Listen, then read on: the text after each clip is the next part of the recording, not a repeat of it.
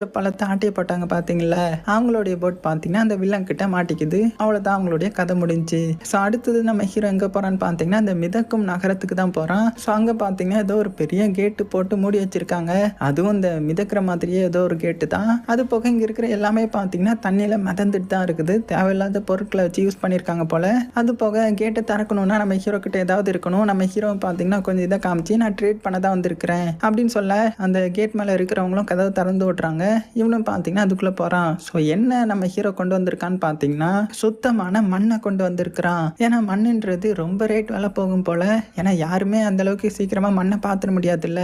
So நம்ம hero இந்த மாதிரி மண்ணை கொண்டு வந்ததுனால அவனுக்கு பார்த்தீங்கன்னா பதிலுக்கு நிறைய காசு கொடுக்குறாங்க. அதை வச்சு நம்ம ஹீரோ என்ன பண்றான்னா, அந்த இடத்துலயே கொஞ்சம் ஷாப்பிங்லாம் பண்றான். அதாவது அவனுக்கு தேவைப்படுற அந்த தக்காளி செடி, அப்புறமா கொஞ்சம் தண்ணி அப்படின்னு கொஞ்சம் நிறையவே வாங்குறான். அது போக இதெல்லாம் எடுத்து கொடுக்கறது யாருன்னு பார்த்தீங்கன்னா, நம்ம ஹீரோயின் தான். அவங்களும் இங்க ஒரு கடையில தான் வேலை பார்த்துட்டு இருப்பாங்க போல.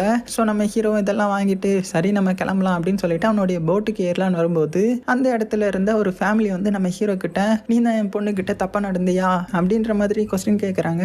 யாருங்க நீங்க, தேவையில்லாம எதுக்கு என்கிட்ட வந்து பேசிட்டு இருக்கீங்க, எதுக்கு இந்த மாதிரி கேட்குறீங்கன்னு சொல்லிட்டு நம்ம ஹீரோ பார்த்தீங்கன்னா அவன் பாட்டுக்கு போட்ல ஏறலான்ற மாதிரி வந்துடுறான். ஆனா அவங்க என்ன பண்ணிடுறாங்கன்னா, இவனை சும்மா விடாதீங்க, இவனை பிடிங்கன்ற மாதிரி சொல்ல, அங்க இருக்கிற லோக்கல் ஆளுங்க எல்லாம் நம்ம ஹீரோவை பிடிக்க, அப்பதான் அவங்களே நோட் பண்றாங்க நம்ம ஹீரோவுடைய காதுல பார்த்தீங்கன்னா அந்த செவில்கள் மாதிரி இருக்குது. ஸோ நம்ம ஹீரோ ஒரு மியூட்டன்ட்ன்ற மாதிரி புரிஞ்சுக்கிறாங்க. ஸோ எல்லாருமே கத்தியவன் ஒரு மியூட்டன்ட், இவனை விடாதீங்க அப்படின்னு சொல்ல, நம்ம ஹீரோ தப்பிச்சா போதுண்டான்னு சொல்லி தண்ணிக்குள்ள குதிக்கிறான். இருந்தாலும் பார்த்தீங்கன்னா வலைய வச்சு நம்ம ஹீரோவை பிடிச்சிடுறாங்க. ஸோ நம்ம ஹீரோ வசமா மாட்டிக்கிறான். கட் பண்ண அடுத்தது நம்ம ஹீரோயினை தான் காமிக்கிறாங்க. நம்ம ஹீரோயின் கூடயே பார்த்தீங்கன்னா ஒரு சின்ன பொண்ணு இருப்பா. ஸோ அவங்க ரெண்டு பேரும் பார்த்தீங்கன்னா ஒரு தாத்தாவை போய் மீட் பண்றாங்க.